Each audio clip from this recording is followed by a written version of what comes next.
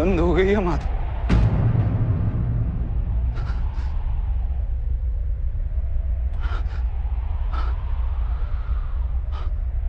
मेरे अंग अंग कांप रहे हैं। मेरे हाथों में शस्त्र उठाने की शक्ति नहीं। मेरा गांडीव मेरे हाथों से फिसला जा रहा है माधव।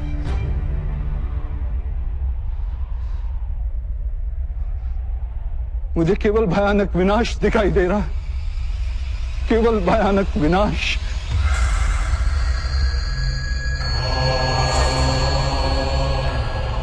क्यों? किस हेतु माधव? किस हेतु? अपमान की पीड़ा, अन्याय का विचार या प्रतिशोध का संकल्प, ऐसा कोई कारण नहीं है मेरे पास। कोई भी कारण नहीं है माधव कि मैं इतने बड़े विध्वंस का स्वीकार कर सकूं। नहीं। विध्वंस ही नव निर्माण का कारण है पार्थ।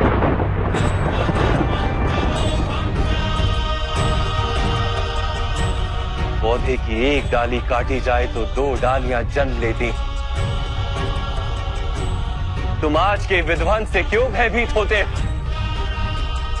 कल पुनः नवनिर्माण होगा, क्या ये सत्य नहीं जानते?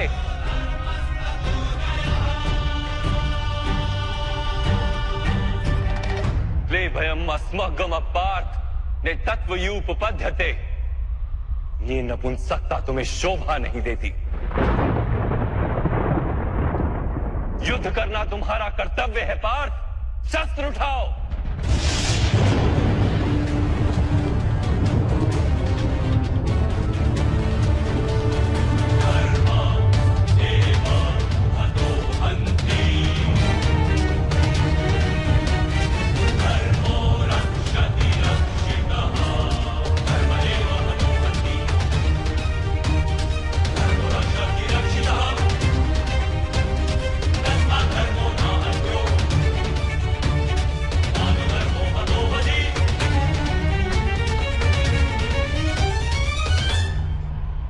किस प्रकार शस्त्र उठाऊं माधव?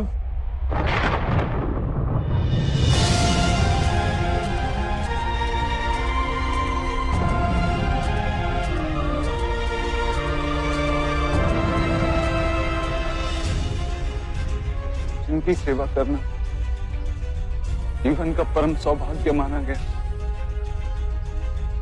ऐसे पितामह गुरु द्रोण, मामा श्री और ज्येष्ठ भ्राता के सामने शस्त्र उठाने का साहस नहीं है मेरे अंदर में मां। उनका वध करके यदि मुझे स्वर्ग का राज्य भी प्राप्त हो जाए तो व्यर्थ है मां, व्यर्थ।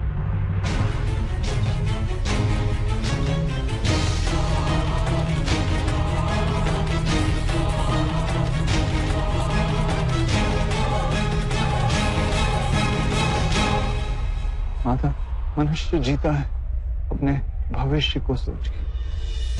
मैं इन सैनिकों को भी देखता हूँ माता, इन लाखों सैनिकों को देखता हूँ। मुझे ध्यान आता है कि युद्ध के उपरांत लाखों स्त्रियां विधवा हों, लाखों बच्चे अनाथ होंगे। कल जब समाज के नियम टूटेंगे तो परंपरा का शिक्षण देने वाला कोई नहीं होगा। वेदों का ज्ञान लुप्त हो जाएगा माता, गुरुकुल नष्ट हो जाएगा, आर्यवर्त की सुरक्षा नष्ट हो जाएगी, सब नष्ट हो जाएगा माधव, सब नष्ट हो जाएगा।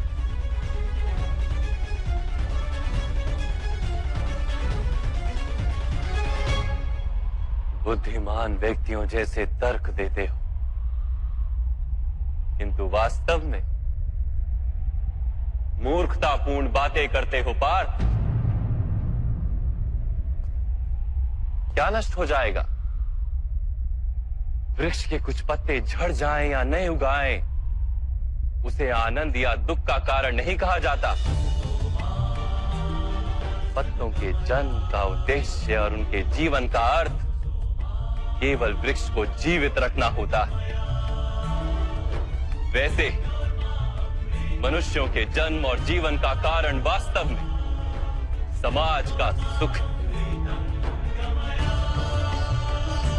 समाज संसार के लिए और ये सारा संसार सृष्टि के लिए और ये सारी सृष्टि स्वयं परमात्मा के लिए है। पार्थ, जो इस तथ्य को जान लेता है उसे धर्म का मार्ग सदा ही स्पष्ट दिखाई देता है।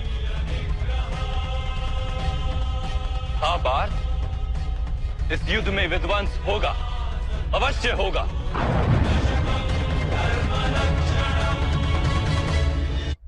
हाँ पार्थ, इस युद्ध में विध्वंस होगा, अवश्य होगा। किंतु ये भी जान लो कि नई परंपराओं का निर्माण भी होगा। पुरानी परंपराएं विष बन गई हैं। हजारों वर्ष पूर्व वेदों ने जिस धर्म की स्थापना की थी वो अब केवल शब्द बनकर रह गई। जो वर्ण व्यवस्था मनुष्य की बुद्धि पर आधारित थी वो आज मनुष्य के जन्म पर आधारित हो गई, शोषण का माध्यम बन गई है। पार्थ,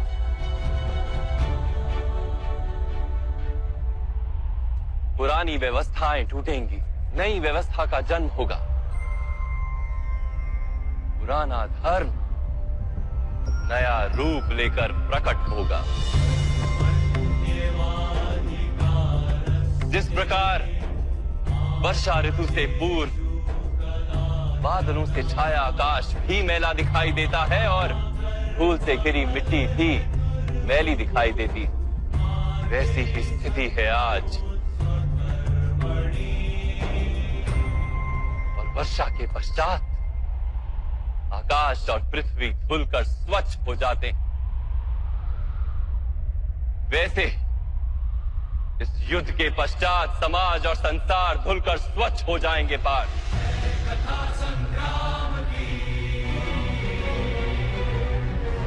इस युद्ध के पश्चात ये संसार और समाज भी स्वच्छ हो जाएगा। इसलिए मोह का त्याग करो पार्थ, समग्र संसार के लाभ का विचार करो। शस्त्र उठाओ और युद्ध करो, शस्त्र उठाओ और युद्ध करो।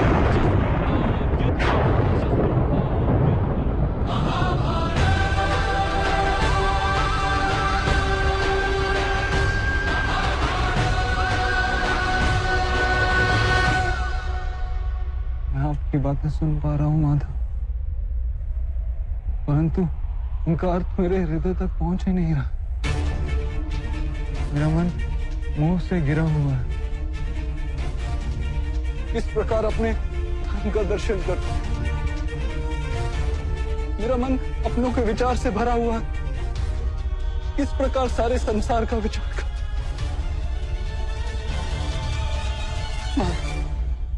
आपने कहा था कि आप मेरे रथ को उचित दिशा में ले चलेंगे।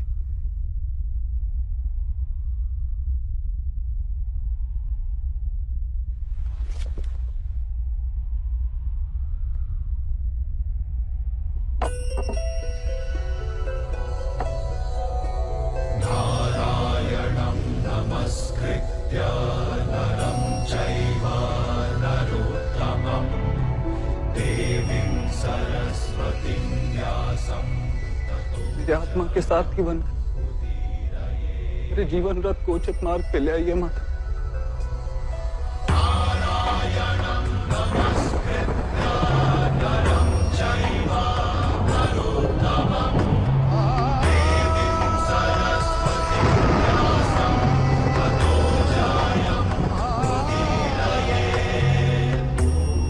ऐसा क्या जानने से मैं अपनी निर्बलता का त्याग कर पाऊंगा?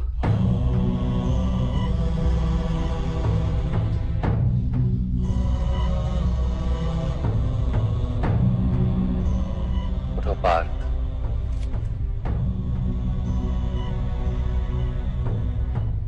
सुनो पार्थ, जीवन का रहस्य जान। संसार के वास्तविक रूप को समझो।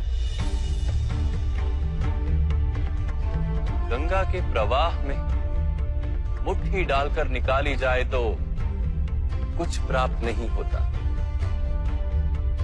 किंतु उस हथेली की अंजुलि बनाकर गंगा के प्रवाह में डाली जाए तो गंगा जल मुख तक पहुंच पाता है।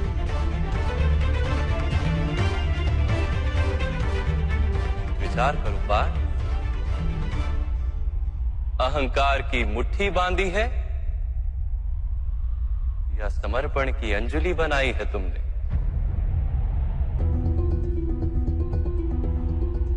इस ज्ञान को ग्रहण कर पाओगे?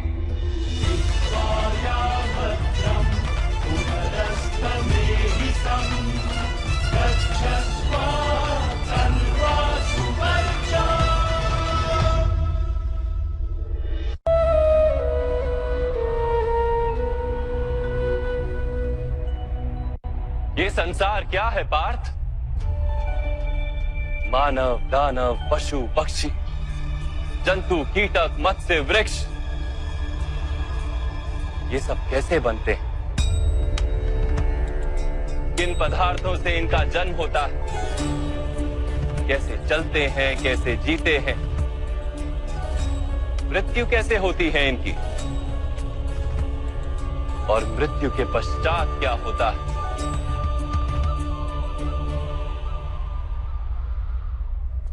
इस रहस्य का विचार करो।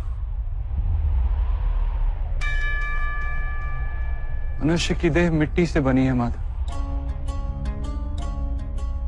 जल उसमें रक्त आदि बनकर प्रवाह करता है। अग्नि देह को तापमान देती है और देह में रिक्त स्थानों में आकाश प्रकट होता है। अर्थात धरती, वायु, जल, अग्नि और आकाश, इन पंच महाभूतों से ही शरीर का निर्माण हो। अर्थात महामहिम गुरु द्रोण पृथ्वी, जल, वायु, अग्नि और आकाश से अधिक कुछ भी नहीं। धर्म ज्ञानी भी पंच महाभूत का जोड़ है और अधर्मी भी।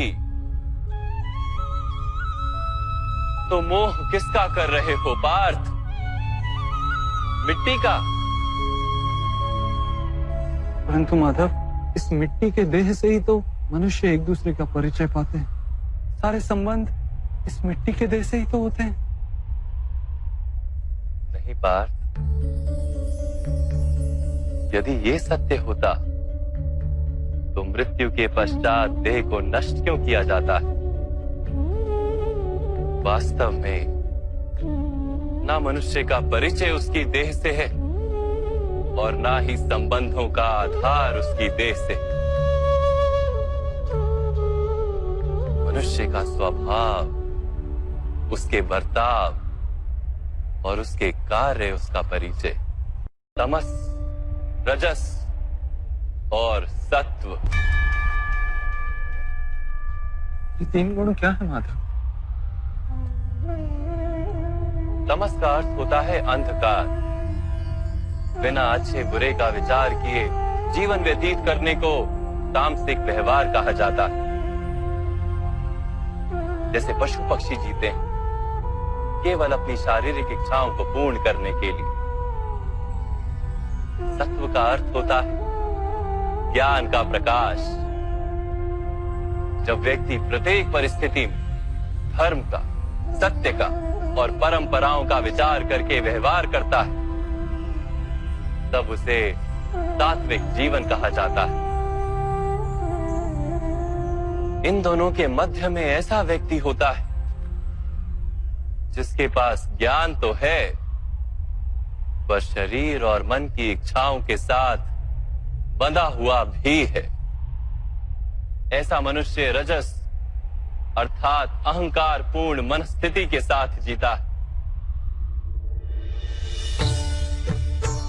तमस, रजस तथा सत्व गुणों के अधिक या कम मात्रा के मेल से ही मनुष्य का स्वभाव बनता है।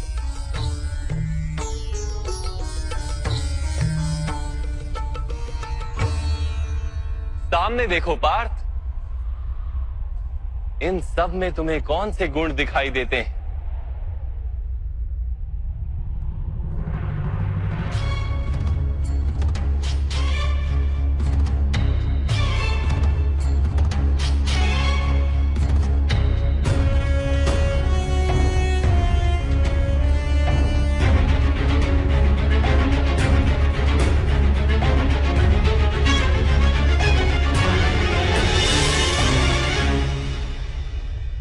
युवराज दुर्योधन धर्म जानते हैं परंतु वहन नहीं करते।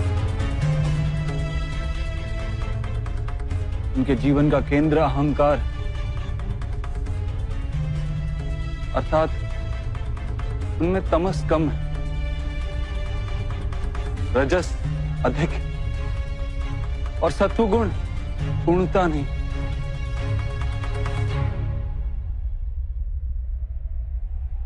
और इस ओर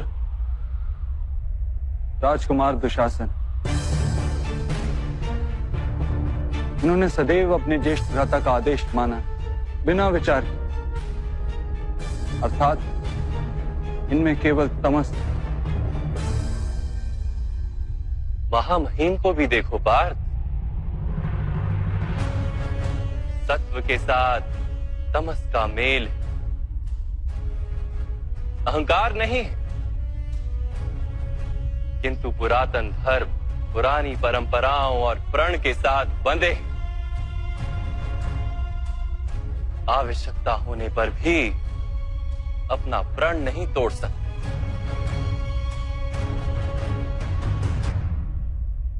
गुरु द्रोण को देखो, ज्ञान और अहंकार दोनों ही हैं।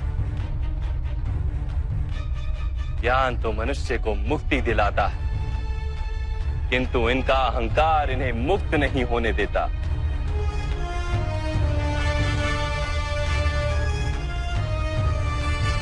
परंतु माधव,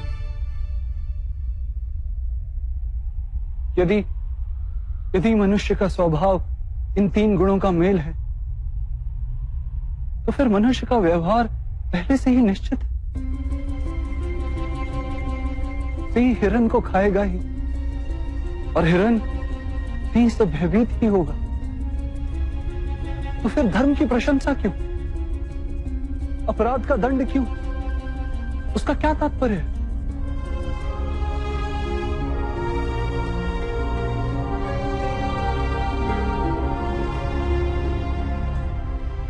उत्तम प्रश्न है पार्थ, किंतु पहले मनुष्य क्या है ये तो जान लो। मनुष्य केवल 5 महाभूत नहीं, 5 पदार्थ नहीं, 5 ज्ञानेंद्रियां, 5 कर्मेंद्रियां तथा 3 गुण, ऐसी 23 वस्तुओं का मेल भी नहीं। मनुष्य को चलने फिरने तथा कार्य करने हेतु शक्ति की आवश्यकता होती है और उस शक्ति को चेतना कहते हैं। तो क्या माधव, मनुष्य इसकी चेतना है? नहीं पार्थ, मनुष्य की चेतना के साथ उन 23 वस्तुओं के मेल का नाम प्रकृति है। 24 वस्तुओं से बने मनुष्य नामक यंत्र में वास करता है पुरुष, अर्थात परमात्मा का अंश। उसे आत्मा कहा गया है। जब प्रकृति और पुरुष का मेल होता है, अर्थात जब परमात्मा का अंश आत्मा बनकर देह में वास करता है, तब मनुष्य जीवित होता है।